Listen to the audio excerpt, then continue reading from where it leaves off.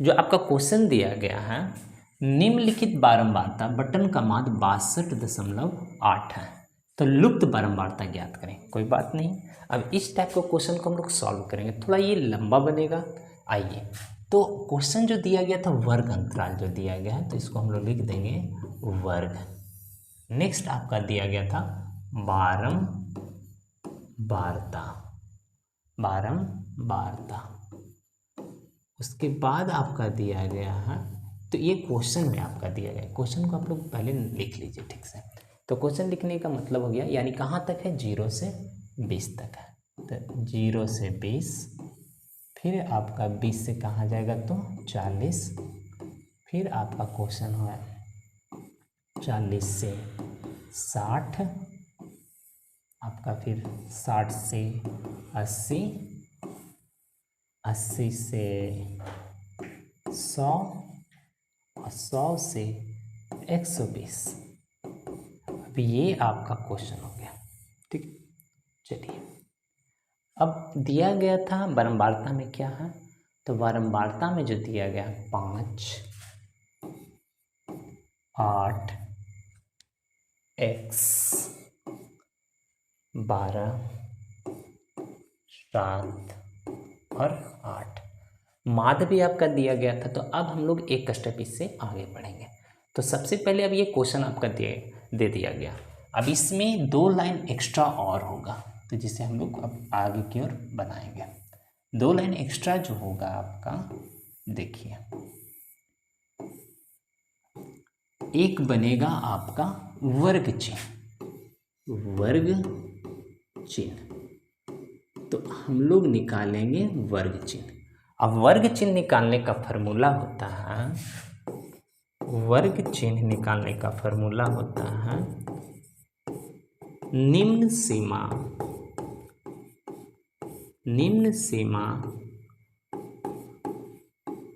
जो ऊपरी सीमा, निम्न सीमा जोड़ ऊपरी सीमा, हम लोग लिखेंगे यहाँ पर निम्न सीमा जोड़ ऊपरी सीमा, अब बट्टा 2। कल ये क्वेश्चन भी था ऑब्जेक्टिव टाइप में, तो हम शायद वहाँ पर लिख दिए थे निम्न सीमा माइनस ऊपरी सीमा, वो गलत है, वहाँ पर सुधार लीजिएगा। वहाँ होगा निम्न सीमा जोड़ ऊपरी सीमा, माइनस वाला नहीं होगा। जब भी निकलेगा तो इस तरह से निकलेगा। वर्ग चिन्ह निकालने का ये आपका फॉर्मूला बन गया, निम्न सीमा जोड़ ऊपरी सीमा। तो अब यहाँ पर निम्न सीमा कौन है, तो यहाँ से हम लोग वर्ग जो दिया गया उससे निकालेंगे। तो इसमें निम्न सीमा का मतलब हो गया, देखिए 0, और उसके बाद क्या था आपका प्लस, ऊपरी सीमा कितना हो गया 20 अब बट्टा 2। अब दोनों को ऐड करेंगे तो 20 बट्टा 2, यानी ये आपका हो जाएगा 10। तो यहाँ आपका हो जाएगा 10। एक बात और ध्यान देना है, जब भी वर्ग देगा डिफरेंस सबका 1 होगा, यानी यहाँ से जो लास्ट होगा तो यहाँ फर्स्ट होगा। अब बट डिफरेंस सेम होगा, यहाँ भी 20 का डिफरेंस है, यहाँ भी 20 है, ये भी 20 है, यानी सारा 20 ही होगा। अगर मान लो इक्वल डिफरेंस नहीं होता तो आपका गलत है। चलिए, तो यहाँ से हम लोग निकालेंगे वर्ग चिन्ह। तो वर्ग चिन्ह निकालने का फॉर्मूला क्या था, निम्न सीमा जोड़ ऊपरी सीमा बटा 2। तो निम्न सीमा कितना 0, ऊपरी सीमा कितना 20, तो 0 + 20 बटा 2 यानी 10। अब देखिए, फिर आपको इसी तरह से इसको भी निकालना होगा, यानी 20 + 40 बटा 2, यानी कितना हो जाएगा 60, 60 बटा 2 का मतलब हो जाएगा आपका 30। तो अब इतना हमको निकालने की जरूरत नहीं है। यहाँ से देख लीजिए कितना का डिफरेंस था, तो यहाँ से डिफरेंस है आपका 20 का, तो यहाँ भी डिफरेंस जो बनेगा आपका 20 ही बनेगा। 10 के बाद क्या बना, 10 में प्लस कर देंगे 20 तो 30, 30 में प्लस 20 करेंगे 50, अब 50 में 20 करेंगे तो 70, और 70 में करेंगे तो 90, और 90 में करेंगे तो 110। चेक कर लीजिएगा, 100 अब प्लस 120 यानी 220, 220 बटा 2 यानी 110। चलिए, ये आपका एक स्टेप बन गया। फिर आगे की ओर हम लोग बढ़ेंगे। आगे की ओर जब हम लोग बढ़ेंगे तो यहाँ पर भी आपको क्या करना है, अब आगे की ओर बढ़ेंगे तो आप इसको आगे की ओर बढ़ा लीजिए, बढ़ाइए आगे की ओर। अब इसमें आपको जो करना है, सारे को मल्टीपल कीजिए। देखिए, ये हो जाएगा आपका, इसको मानते फ्रीक्वेंसी यानी बारंबारता f, इसको मानते हैं हम लोग x। अभी दोनों को गुना करेंगे f गुना x। चलिए, यानी f गुना x का मतलब हो गया 5 में 10 से मल्टीपल करेंगे तो 10 पचे 50 हो जाएगा। 30 में 8 से करेंगे तो 8 तिया 24 यानी 240 होगा। फिर आपका बचा 50 में अगर आप x से मल्टीपल कीजिएगा तो यहाँ हो जाएगा 50x हो जाएगा। चलिए, और यहाँ जो आपका बच रहा है 70 यानी 12 में मान लीजिए 12 का टेबल 7 840 हो जाएगा। 12 84। नेक्स्ट है आपका 90 में 7 से 9 7 63 यानी ये आपका 630 हो जाएगा। फिर है 110 गुना 8 यानी 11 8 88 880 हो जाएगा। ये आपका क्वेश्चन हो गया। अब हम नीचे वाले को मिटा देते हैं, नीचे वाले से कोई मतलब नहीं है। देखिए, निम्न सीमा जो ऊपरी सीमा निकालने के लिए आप लोग सीख चुके हैं। अब यहाँ से हम लोग इस क्वेश्चन को एक्सटेंड करेंगे। अब एक्सटेंड क्या करेंगे, जो देखिए ये आपका बन गया। अब यहाँ जो फार्मूला लिखाएगा सिग्मा एफ, सिग्मा में ये थोड़ा मोटा होता है और ऐसे कर देंगे तो सिग्मा एफ हो जाएगा। अब सिग्मा एफ कितना दिया गया, इसको ऐड कीजिए। 8 5 13 13 और 12 25 25 और 7 कितना हो जाएगा 25 7 32 और 8 40 यानी ये आ जाएगा आपका 40 और x तो है नहीं कुछ, तो इसको आप लिख लीजिए x। फिर आगे की ओर बढ़ेंगे। अब हम इसको निकालेंगे, यहाँ भी लिखेंगे सिग्मा एफ एक्स बराबर, अब सभी को ऐड कर लीजिए, ऐड कीजिए क्या होगा 0 0 0 0 8 3 11 11 4 कितना होगा 11 4 15 15 15 4 19 19 5 24 यानी 2 8 2 10 10 6 16 24 24 2 26 यानी ये आपका गया 2640 प्लस 50x। चलिए, अब यहाँ पर जो आपका माध्य दिया गया था, तो माध्य आपका दिया हुआ है यानी मीन दिया गया था। मीन जो है आपका 62.8। चलिए, अब हम लोग यहाँ से आगे की ओर बढ़ेंगे। 62.8 62.8 देखिए, तो माध्य बराबर सिग्मा एफ एक्स बटा सिग्मा एफ।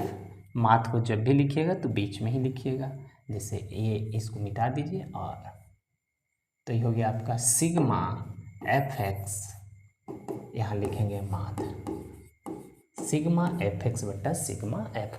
तो माध्य का वैल्यू आपका दिया गया था 62.8। देख लीजिए 62.8 ही था ना, माध्य